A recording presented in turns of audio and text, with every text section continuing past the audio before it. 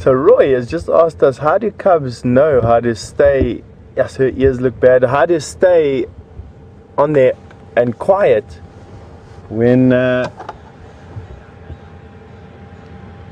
mom's not around? And Roy, it's just simple evolution. Cubs that move around and make a noise and draw attention for themselves don't live long enough to become adults, and therefore don't live long enough to make babies that are boisterous when mom is not there. So it's literally just as a function of survivability. Cubs that have learned this survival technique over the years, over the eons, have managed to survive into adulthood, and they are the ones that pass that particular behavior trait through their genes onto their children, and so on and so forth. Have a look at these cubs just playing in the sand. I mean, we're actually very, very, very blessed to see this. They haven't stopped playing since mom found them, now close on an hour ago.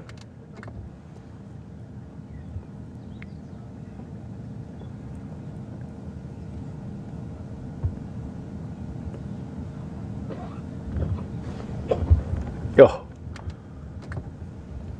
absolutely fantastic.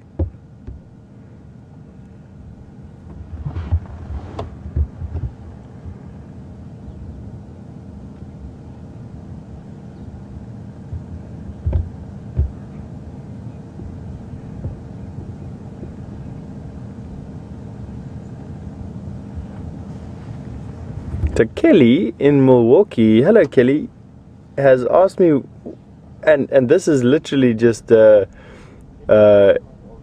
shot in the dark, I suppose. If a bachelor herd of impala had to find these cubs, would something as timid as an impala, or something that is is so defenseless against a full-grown lion, such as an impala, would it take the chance that was afforded to it to hurt the cubs or to eliminate the cubs? I don't think that would be the case for impala, and I also don't think it's as silly a question as what you think it is, Kelly, because most things would eliminate lion competition when they can, and these cubs are defenseless. An impala, a male impala, would actually be very capable of killing these cubs. However, I also think that impala are a little bit too far down the food chain to tackle even a lion cub. However, it's feasible. I can't disagree with, I can't say yes and I can't say no. I think it's definitely unlikely, highly unlikely, but feasible. I think it would be the answer to my question. I mean, these cubs at the moment are just having a ball of a time. Mom's back from wherever she was. Too much energy. Have a look at that stalking chick. Oh, there we go. Swatting. That's all just playing, but it's also practicing for the skills that they're going to have to hone over the years to come. And they need to do it pretty quick. By 1.5 years old, female lions are and need to be active members of the pride. They need to help bring food to the table. So they don't have that long to practice all these skills. And that's why we start seeing these skill enactments from young. That stalking, tapping with the front leg, trying to hide, tackling their brothers and sisters. Whoa. Watch these covers. Watch her covering herself with sand there. That is just...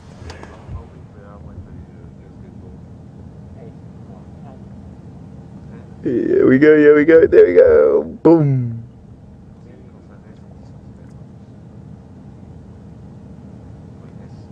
And again, and again, and again. What's actually quite amazing is where we are right now is almost exactly where we left the lioness last night. She's not even 40 yards from where we left her last night, even though we found her a good kilometer away from where we are now this morning. She's busy cleaning herself.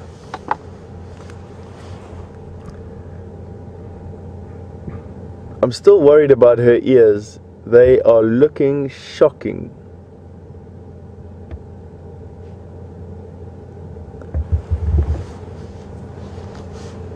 And you are welcome to try and find out what that actually is as well.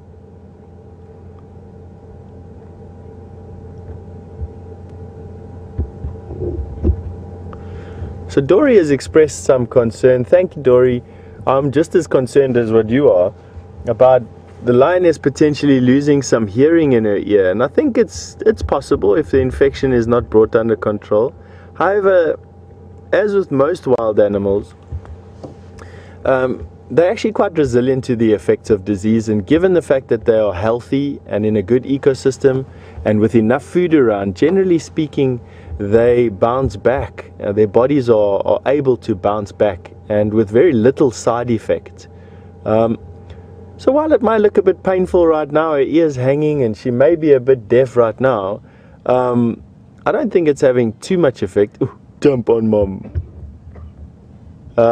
However, I am going to be phoning a vet friend of mine who's been dealing with lions today, and I'm going to be finding out from them what it could possibly be. Of course, you're welcome to help me, and I'd welcome the help. It's always good to have some help, and with the world's information at your fingertips, perhaps you could even have an answer before the end of game drive for us. And I'll share it with everybody.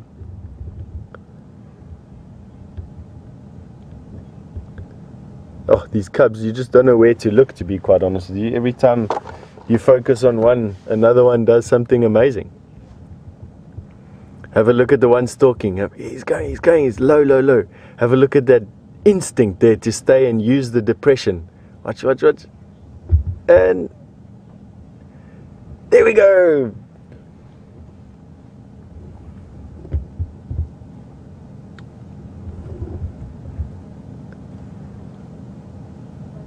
That instinct to go for the throat.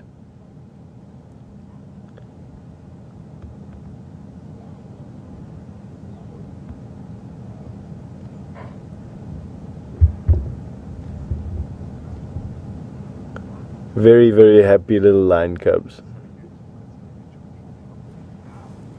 Now, for those new to the show, you are welcome to send me some questions using the hashtag Safari Live on Twitter, or you can email your questions to questions@wildearth.tv, and we will try and get through as many as what we can.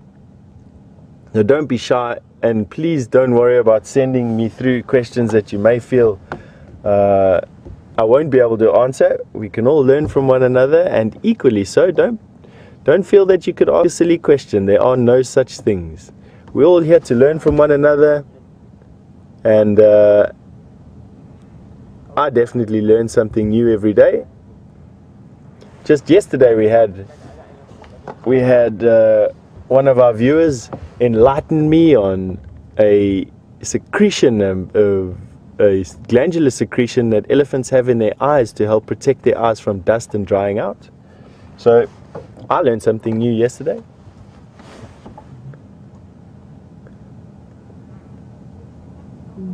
And females giving another contact call.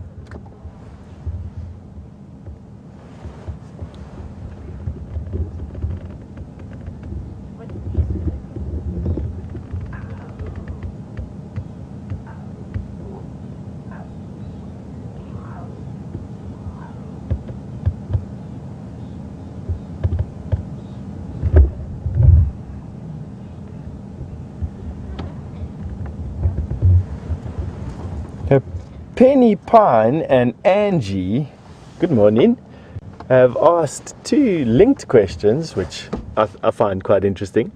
The one is, would another lion's saliva actually help the lioness? And linked to that would be, are there any medicinal plants out here that the lion could eat to help her ear infection? I must be honest that I don't think so. Other than just scraping away the infection and allowing fresh blood to actually infuse the area, Saliva won't do too much. It will be the licking action that will actually be cleaning the wound. Lion don't have any, well, anything except bacteria on their tongues. But there's no medicinal properties or healing properties in saliva. And also, medicinal plants require, for their compounds to be unlocked, require the breakdown of cellulose. Cellulose is what makes a plant cell wall. And lions, unfortunately, don't possess the bacteria or the protozoans. Have a look at, I'll finish the question now, but have a look at these two hunting one another. Whoa, there. And straight for the neck bite. Oh, man, this is a treat.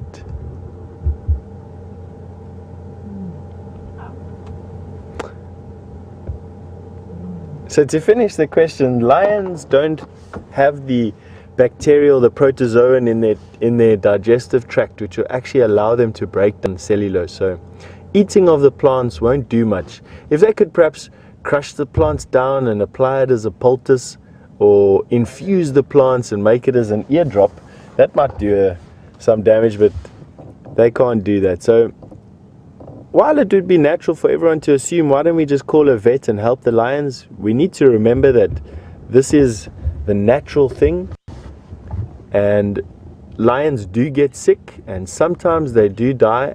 It needs to happen in the bush. Mother Nature here has a balance that she's established over the millennia, and one of the mistakes humans make is to try and intervene too soon. We get so fixated on the single animal. Watch what this young lion is doing, the one on the left hand side. Have a look at that. I don't know if you noticed. Let's see if he does it again. There was some urine there on the floor, that wet patch, that slightly discolored patch. And this lion, even as young as what it is, exhibited the Flehmen grimace. Oh, have a look at him. He's here killing mom's tail. Here we go. And killing it again. And killing it again. As I tell you it. I have infinite respect for moms. You have my empathy. I don't know how you do it. Not only lion moms, but human mothers as well. All you mommies watching out there, I must be honest with you, hats off.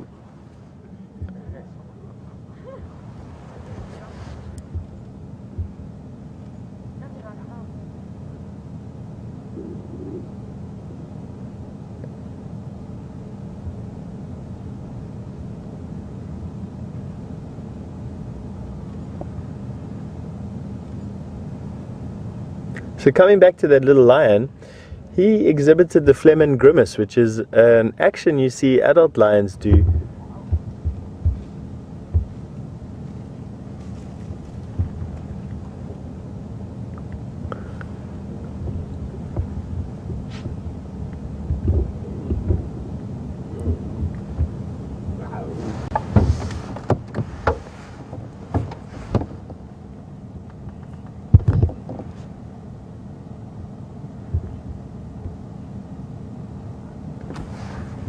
Hi there, Dory.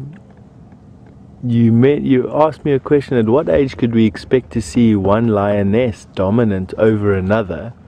And Dory, within a litter like this, there won't be any dominance structures. There will be mates and equal on equal standing. There we go, and hunting.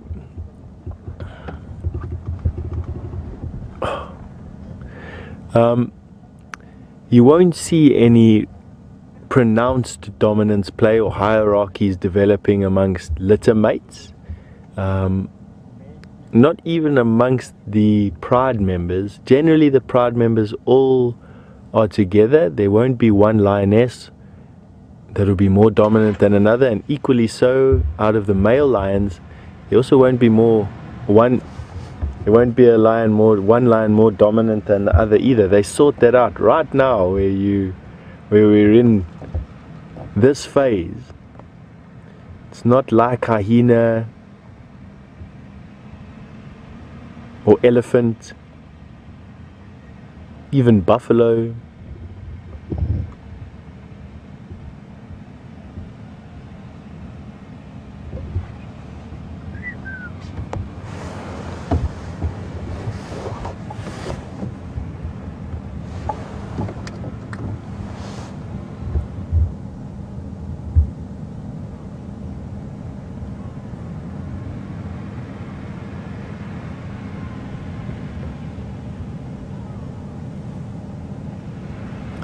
So Dave in Toronto, hey Dave, have asked, will lion cubs mimic adult lions' behavior, or are some of the things that they do instinctive? And I must be honest, I think it's a bit of both, Dave. I've seen them mimic what mom does, especially when they get a bit older and they start learning how to hunt. But a lot of their actions are instinctual. The playing that you're witnessing right now, that's instinctual playing.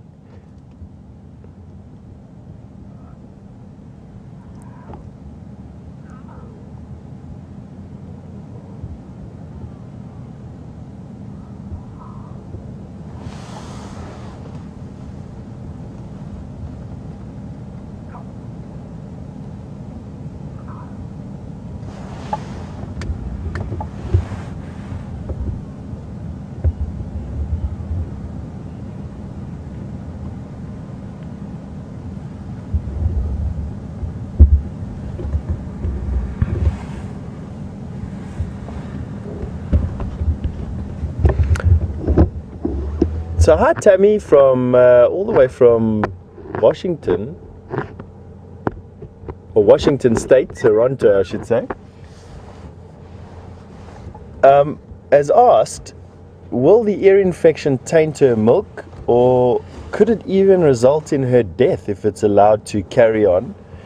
Tammy, I don't think it'll taint her milk. That's got a lot to do with her general health and well-being. Might be affected by her condition dropping as a result of her body just trying to fight off the infection. I don't think the exact infection is going to do much to her milk. I see that her ear is hanging. I don't see it being too swollen. It's very red and raw and bleeding on the inside of the ear. And that could cause a little bit of discomfort and perhaps even a bit of distraction. But I've seen lions overcome much, much worse and still look after their babies, still survive. The moment I'm mildly concerned about what it is, it's more inquisitive than anything else. The first sign that we'll get that she's actually being negatively affected by this, or